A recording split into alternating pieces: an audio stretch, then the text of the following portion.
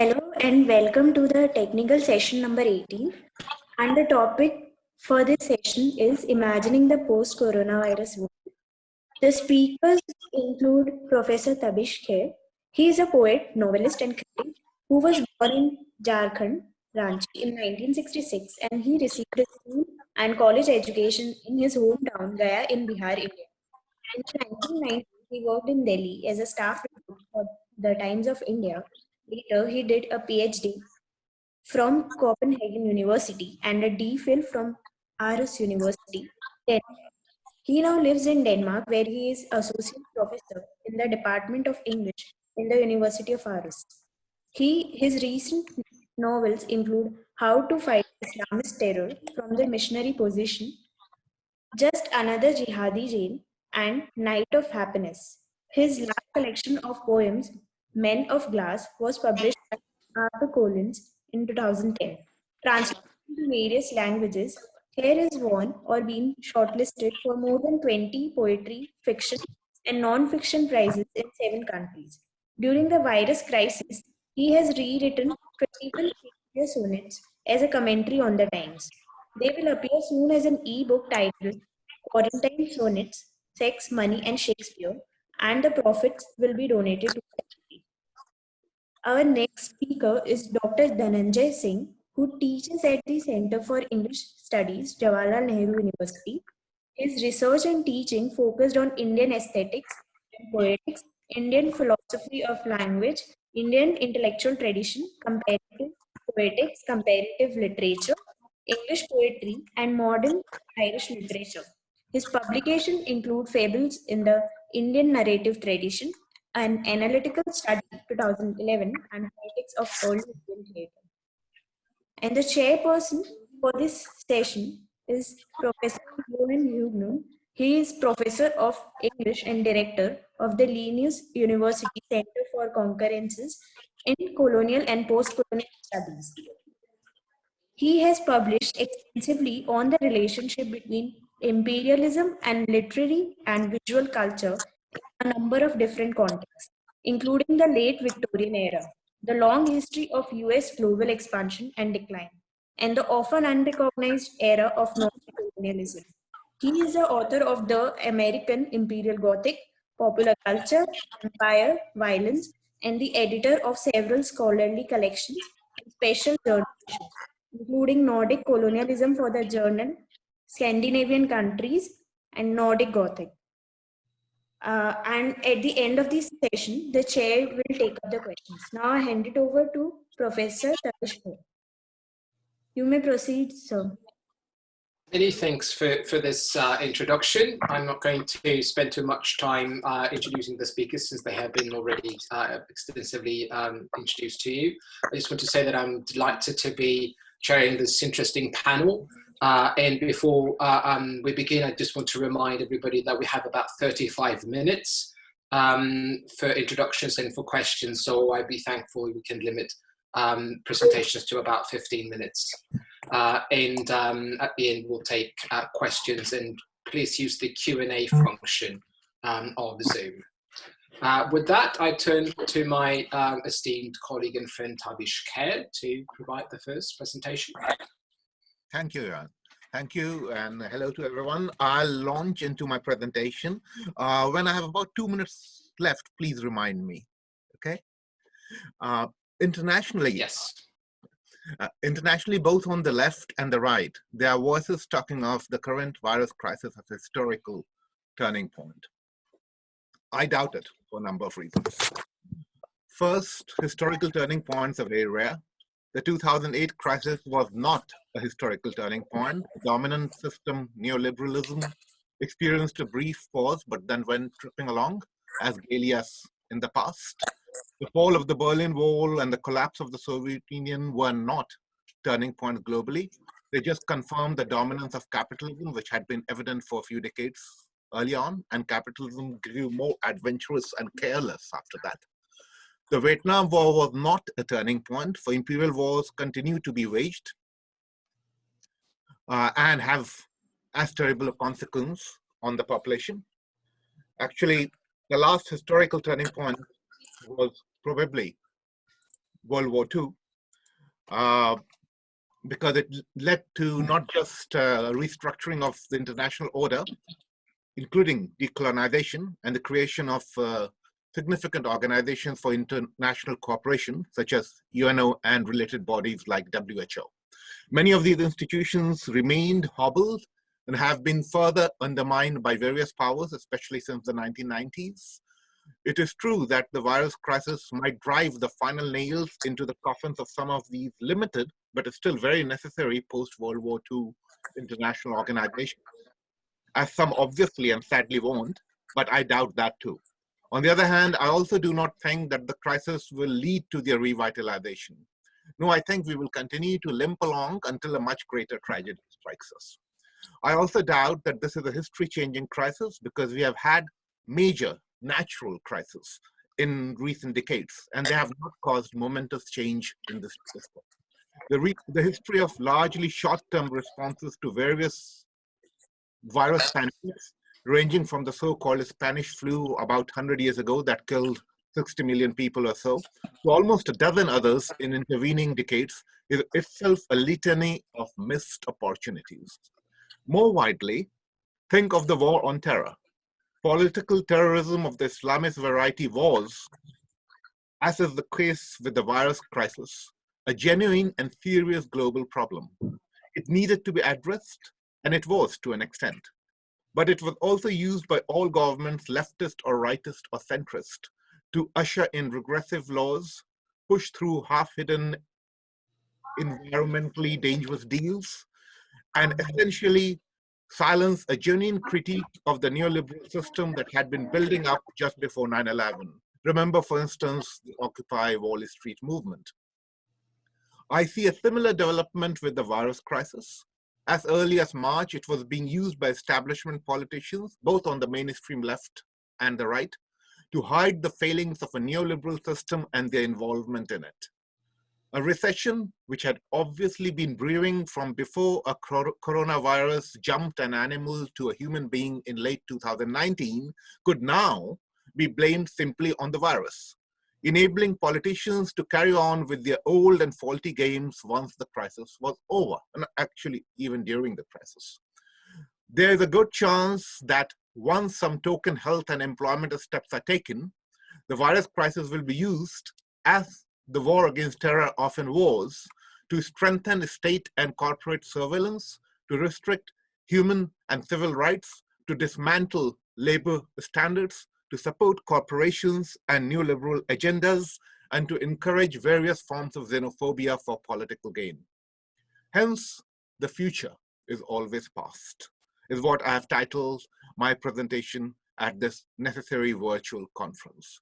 We need to look at major and ongoing political, social, economic developments of the past 50 years in order to understand what might come after the coronavirus. And a lot of us have done that. Most recently, just before me, Professor Federico Lucetti in his presentation. We need to look at these developments because they have played a role in the unfolding of the pandemic. I trace these developments as rooted particularly in the shift of economic dominance from institutions of production-based capitalism or classical capitalism to those of financial speculative capitalism or neoliberalism, with the resulting weakening, but not withering away, of the ability of the nation-state to control capital, which has led to a compensating strengthening of state control and surveillance of denizens, citizens, and netizens. In saying so, I do not follow any ideological perspective, and I employ an understanding of capitalism that is shared by Adam Smith as well as Karl Marx. For both of them, in non-ideological language, capitalism embodied a relationship, exploitative or not is not my concern. Capitalism embodied a relationship between capital and labor, through which goods and wealth were produced. It was this relation of capital to labor that, through production and trade, created the profit that oiled the gears of capitalism. Capitalism, in this sense, started dying, at least in the 1980s, and it is currently in its death throes. As Aurangzeb did to Shah Jahan, it has had its throne usurped and might now be imprisoned by its own offspring, neoliberalism, preferably with a scenic view of the grand tombs of its past. Economists of all hue have noted that by the 1970s, the concomitance of the US deficit had led to an excess of dollars available on the market. And this crisis of investment produced a mass of floating capital with no place to go. These factors included, in ordinary language, the slowing down of production-based capitalism or classical capitalism in the first world, and the abandonment of the gold standard, as well as in due course, the increased ability to move numbers around in the world, and the clear and total victory of capitalism as a market system. As one economist notes, the choice of floating exchange rates in 1973 was therefore perfectly rational. It allowed the huge mass of floating capital to find an outlet in financial speculation. Today, while world trade is valued at US dollars 2 billion, international capital movements are estimated at US dollars 50 billion. This was an estimate from the year 2000. And what it showed was simply the fact that global financial speculation was, even in the year 2000, 25 times greater than global trade. Some economists say that the gap was much bigger. Even in the year 2000, it has definitely grown bigger in the intervening years. This is a unique situation in the history of capitalism. For the first time, much of the capital in circulation does not need to be invested in production. It can circulate as numbers and bring in profits to the speculator. We have seen this in operation during the virus crisis. To take just one example, between 18 March and 10 April 2020, over 22 million Americans lost their jobs because of the crisis. But over the same 3 weeks, according to a study for the Institute of Policy Studies, American billionaire wealth increased by $282 billion, an almost 10% gain during the crisis. Yes, the virus crisis is a common turbulent sea, but we are not in the same boat. Some are sailing in luxury yachts, many in leaking handbaskets. This substantiates my thesis made in a study published almost 10 years back, the New Xenophobia, that under neoliberalism, production, and hence many kinds of workers, are becoming increasingly redundant. In short, many kinds of humans are becoming increasingly redundant.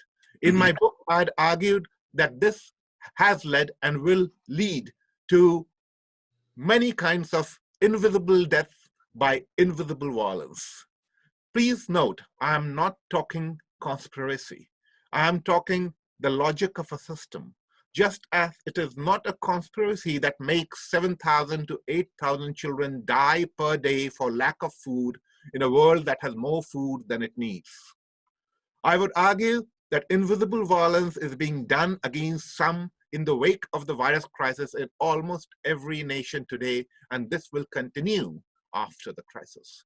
The most obvious example is the attempt by almost all governments to reassure and preserve the middle and upper classes, the classes which usually speculate financially, of course, while paying much less attention to the problems of the working classes, especially marginalized migrant workers during the virus crisis. Another obvious aspect is the ease with which the old have been abandoned, particularly in major first world nations with aging populations. An aging population that is, from a neoliberal perspective, of no use to the market and a burden on the system in terms of pensions and other benefits. The death rate in old people's homes has been astronomical in places like England, and much of it could have been avoided with protective equipment and necessary screening. We knew that these old people were very vulnerable.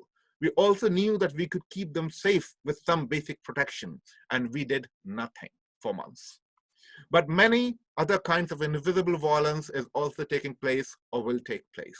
Think, for instance, of people with other medical problems, heart issues, cancer treatment, dialysis, suicidal depression, etc., whose death rates will go up as medical systems are overburdened with virus patients.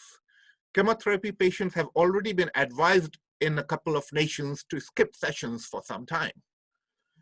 Think of other calamities that will cull the unemployed poor, famines that will have a greater impact, floods or locust strikes that will create more starvation than usual as people already weakened by the crisis are forced to fall back upon even fewer resources.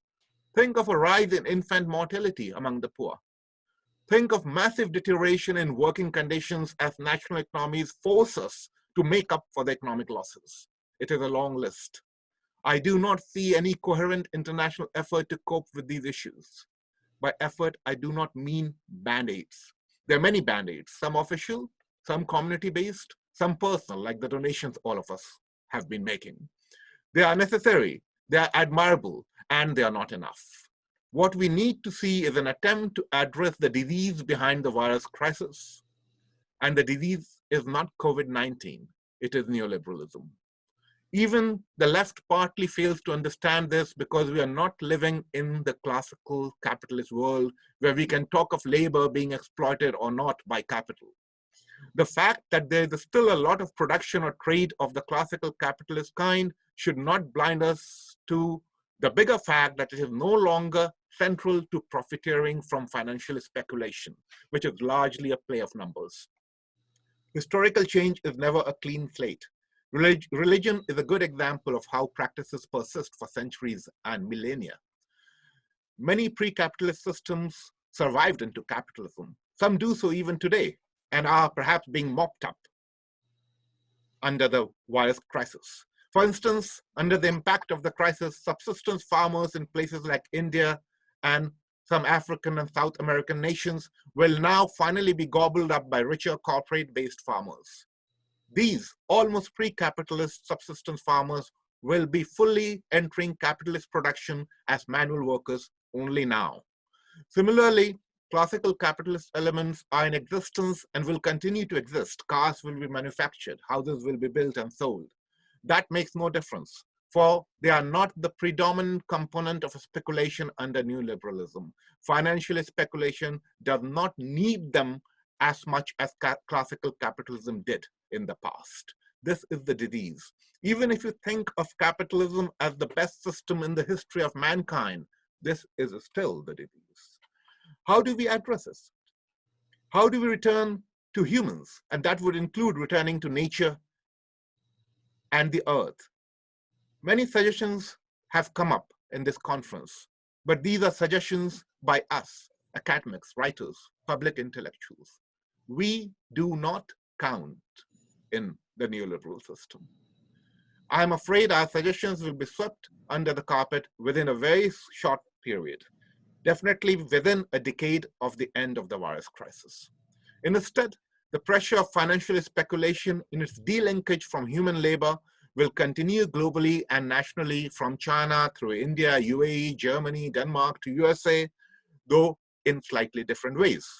The other side of the state losing control of global capital to multinational corporations and international banks is the greater control that the state has to exercise on all individuals and groups within its own borders, and especially its citizens. Digitalization and robotization, despite their many possibilities, are currently aspects of this. The fact that national governments are unwilling and unable to control or even effectively tax the vast global movement of speculation leaves them with 5 interrelated options. All 5 need to be questioned by democratic forces, no matter whether they stand on the left or the right or in the center.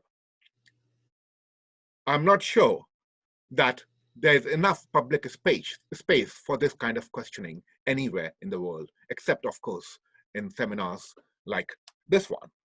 Well, these are the 5 tendencies that I think will increase, are already increasing and will increase after the crisis subsides. First, increase in surveillance and control of citizens, netizens, and denizens, partly also in order to raise the money governments will need for the activities and to pay for the, the support of corporations and the market. 2, related to this, further aid to corporations and banks by directly or indirectly moving funding from public projects to private ones.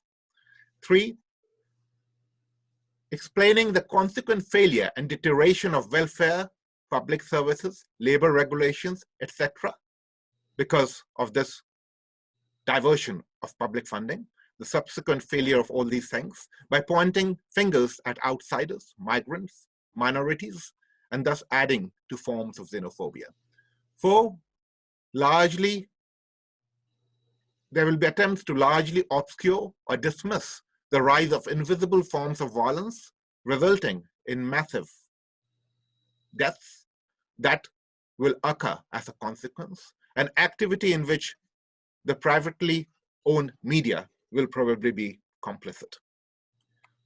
And finally, 5, there will be an attempt to use the economic crisis to further undermine labor laws, environmental conditions, working conditions, gender equality laws, as well as to push through environmentally disastrous economic schemes under the banner of the need for patriotic economic regeneration. I expect these 5 tendencies to resume very soon after the virus crisis and to shape its fallout in almost every nation, though in slightly different ways. For there is no coherent cross-ideological and international political resistance to thwart this. It is in this sense that the future is always past, because it is our past that finds expression in the future. The future is not new territory, as we are so often told, but it can well be a ghost. We cannot have a new future unless we exercise this ghost of neoliberalism, a ghost that is based on a play of numbers and has less and less to do with human beings. Thank you. Thank you so much for that, Professor Khair. We need to move quickly on to the next presentation, but I want to remind you that we'll take questions at the end, and please type those into the Q&A section. With that, I want to hand over to Dr. Dhananjay Sing to give the next presentation of this panel. Please, Dr. Singh or Professor Singh. Thank you. Thank you so much. I hope I'm audible. Am I audible? Hello. Yes, you are. Yeah.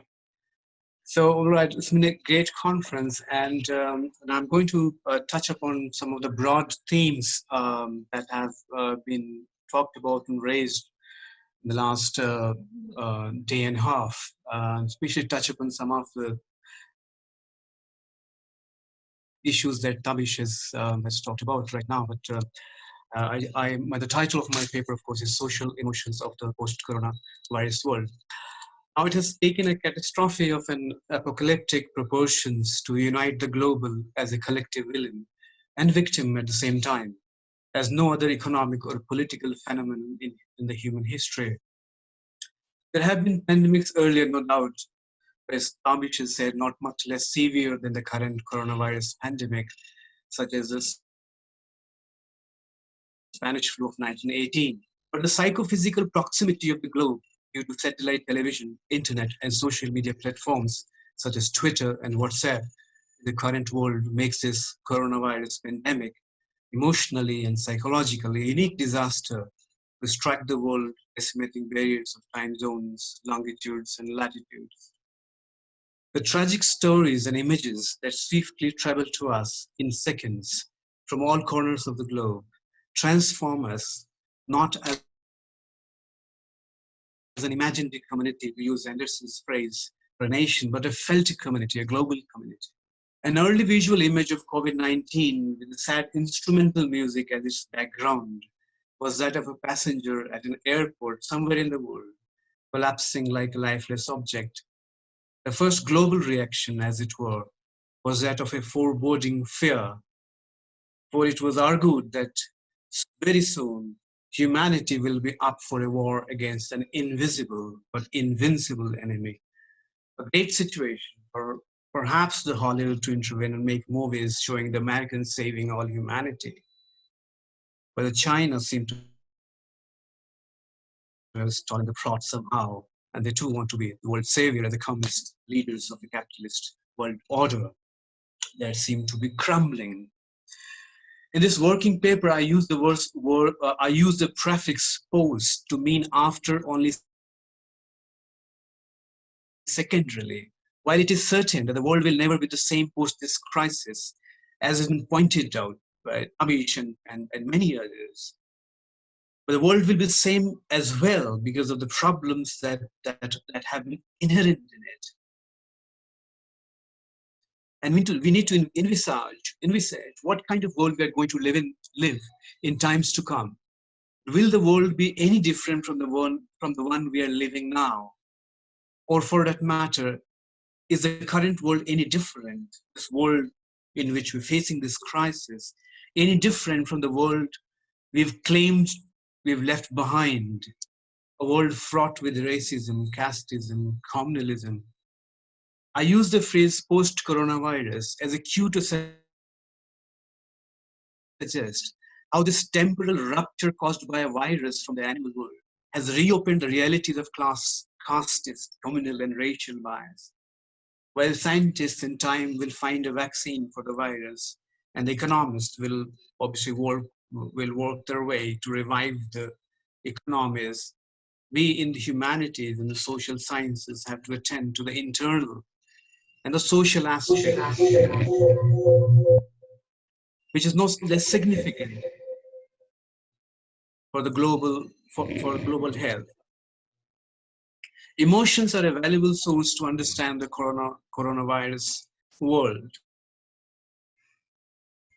And understanding these emotions will make it viable for a cure for the relapse of this lack of this lack of ethical immunity in the humanity.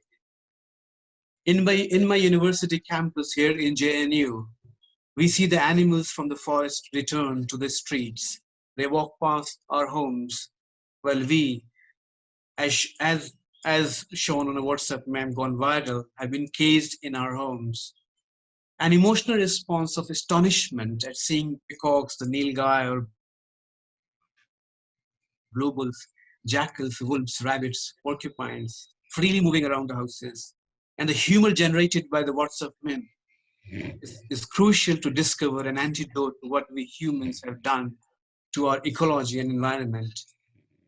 A virus from the animal world is a warning for us to return to the nature, what belongs to it, clean water, air, and a land where animals do not fear humans.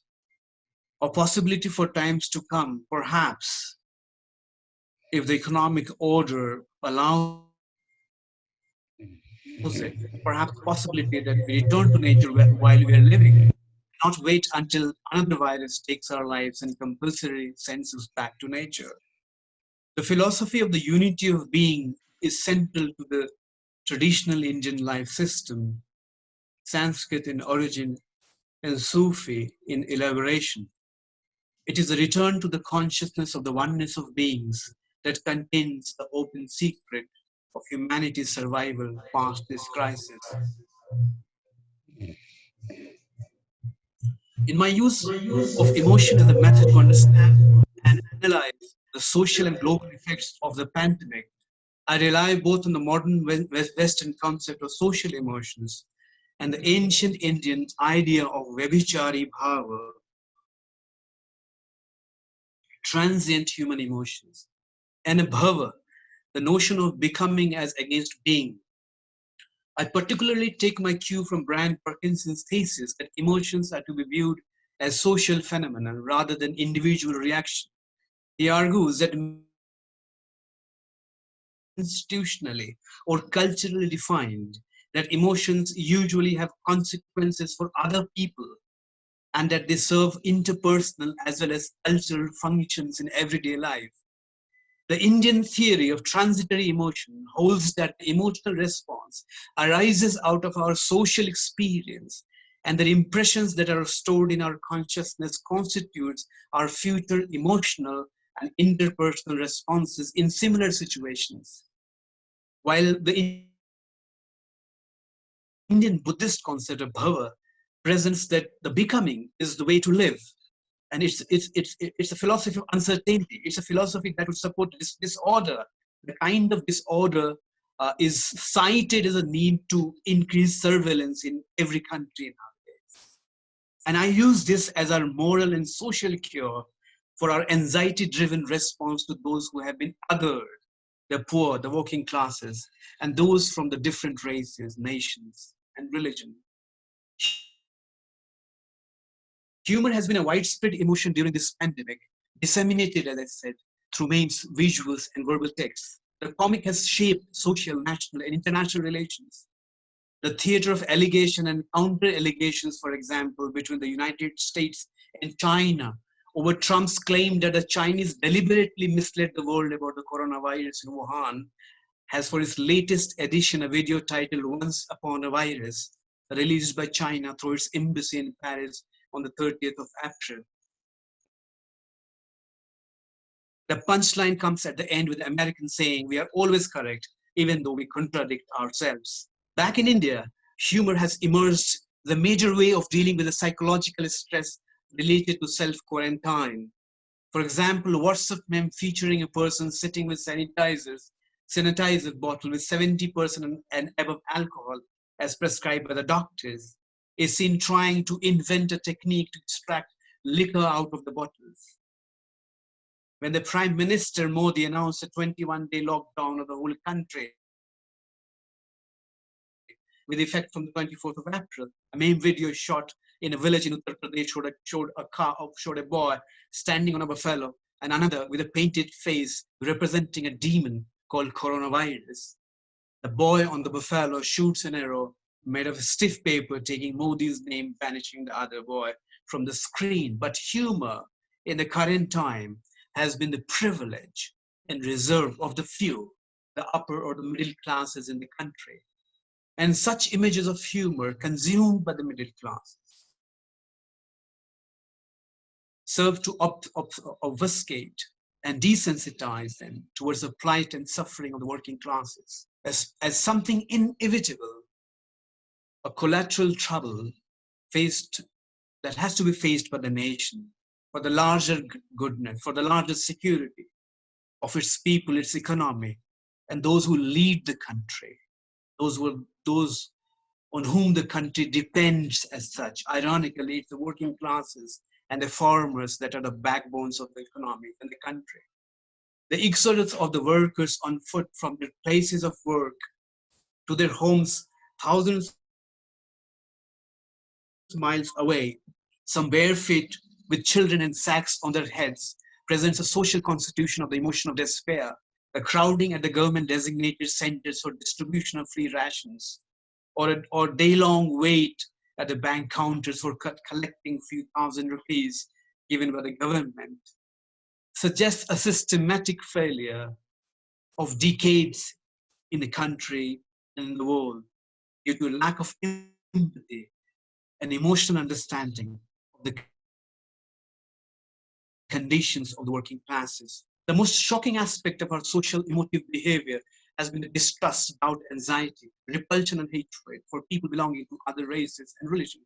While the Chinese origin people have faced atrocious discrimination in Europe and the US, the people of African origins have been discriminated in China. In India, to begin with, the people from the Northeast, and gradually we have started saying religion and food and vegetables. Globally, social emotions of the most negative kind resulting from an anxiety of the other has been fostered by this human inclination to present a few particular incidents as representative of an entire community. The irresponsible role played by the media has only worked towards enlarging the gulf between the Hindus and the Muslims in this country. There are stories about people from both communities contributing towards the national fight against the coronavirus. What is required is a foregrounding of these stories and the story of the COVID warriors, of course, the doctors, nurses, the healthcare givers, but also the sanitation workers. A mere celebration of the sanitation workers would be futile without addressing their working conditions, low wages, and their oppressions. Perhaps COVID-19 gives an opportunity to this state to constitute and spread a social emotion of empathy rather than sympathy, or a token sympathy, as well as a determination, time of determination, perhaps to address the problems faced by them.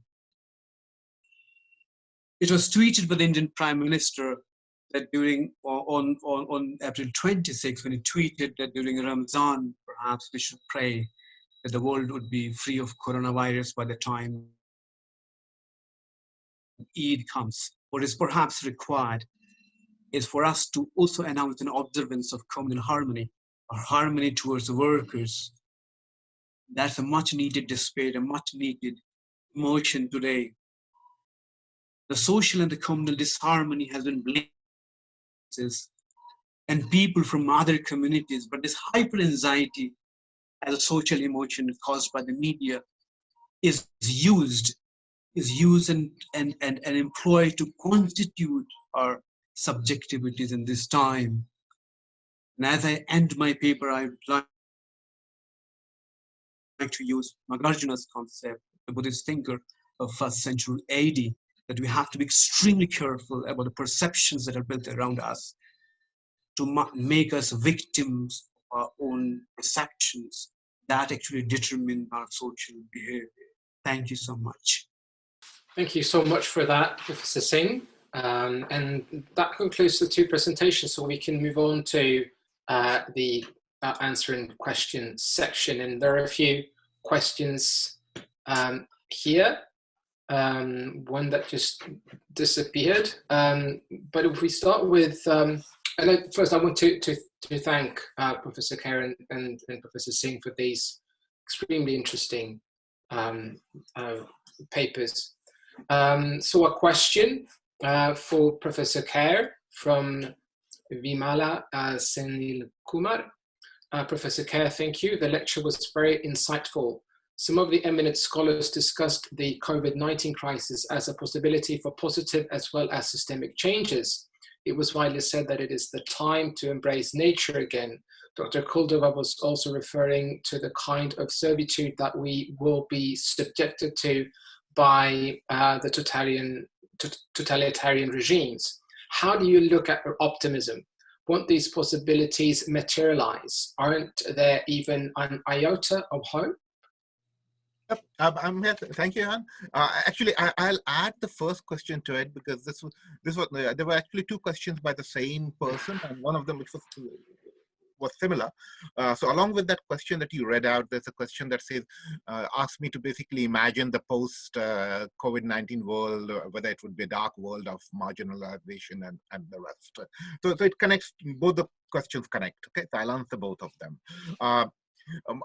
My paper was very consciously pessimistic, but that's not to say that I would claim that this is the only option. What I was trying to say is that these are the most likely possibilities given the trajectory of the last 50 years. In order to have other possibilities, we need to have a coherent platform, a coherent movement, which will need to cut across all ideological divisions. It's not just something that is going to be settled on the left or on the right or in the center. It will need to have to cut across those divisions, and people on both sides will have to start talking to each other and work out something. At the moment, I do not see that as happening. I also do not see this as a return to nature. I see this as a reminder by nature that it is there. It's a reminder that we are not free to act, as Levinas puts it. That is the final definition of violence. We believe that we are free to act as if we are alone to act, and we have been believing that as a species. So this is a reminder. But whether good or bad will come out of it, that will depend on us. And at the moment, I suspect that unless the crisis gets much bigger, we are going to, in due course, brush it under the carpet and go on as we have been. Thank you. I'm going to use the fact that I'm chair to ask a question, even though there are a few other questions here as well. Hope we can get to them too. But follow up on that. Frederick Jameson has been described as saying that it is easier to imagine an end to the world than an end to capitalism. And indeed, in the global north and in parts of the global south, the two seem to be the same thing. And the current moment is perhaps the time when the global imagination is forced to separate the two. If we cannot imagine an end to capitalism, we can't really imagine a way out of this current crisis. So how can we aid in this effort to tell the two apart beyond what we're doing in this conference? Do you want me to take that up, Johan? Okay. Yes, if you would, Tabish, but I would be welcome. I would welcome an answer from Singh as well, if that's possible. I'll put it very quickly. I stayed out of that capitalism discussion because of its obvious political aspect, though I have a very clear position there. So what I was talking about was not even an end to capitalism. I was talking about actually return to some kind of production-based, sensible, environment-conscious capitalism, because even that is dead now. So under that kind of capitalism, at least we could talk about whether workers were being exploited or not, but they were still central to it. And now they are not central to it to the same extent. So yeah, Dhananjay, please. Yeah. Can you hear me? Yes, I agree. Can you hear me, please? Yeah. Yes. I agree that it's very difficult to kind of imagine a sort of a post-capitalist world as such, because of the grip that that capitalism has and the way it has entered into our lives. In fact, it entered into our emotional and psychological life power that it exerts. But perhaps, yes, I mean, in a sense that if we imagine a world moving towards a more kind of an ethical world, let's say, where do we derive that kind of a resistance to the ill effects of capitalism? Perhaps some sort of a kind of one cannot imagine a kind of a social political movement that can challenge as such capitalism in the near future, at least. But there could be something that comes from the middle class, lower middle class, the social and the working classes. Perhaps some kind of that the state would be forced to recognize at least the minimum, the rights of the working class. Some sort of, Thank you. Yeah, I think Yeah, Johan. Yes. Yes. There is a question. There is a question from Alex Andreas for Professor Tabish Khair. Oh, I can ask the question. Hello. Yeah, Alex. Can you hear me? Yeah, I can hear you now. Yeah. Yeah. Oh, wonderful. Okay, well, firstly, both lectures were really quite wonderful. I just wanted to ask you, Tabish, very quickly, thank you so much again for your brilliant lecture. You talk a lot about labor and the disappearance of the proletariat as central to capitalism. And I was wondering whether or not you thought this had been replaced, as Jody Dean has hypothesized, with a proletarianization across the board for labor, including things like cognitive labor, or if you thought things were a little bit more complicated than that. So I'd be very interested to hear your thoughts. I missed your last sentence after the proletariat. You said whether it had been replaced by, and then it disappeared. Oh, proletarianization across labor.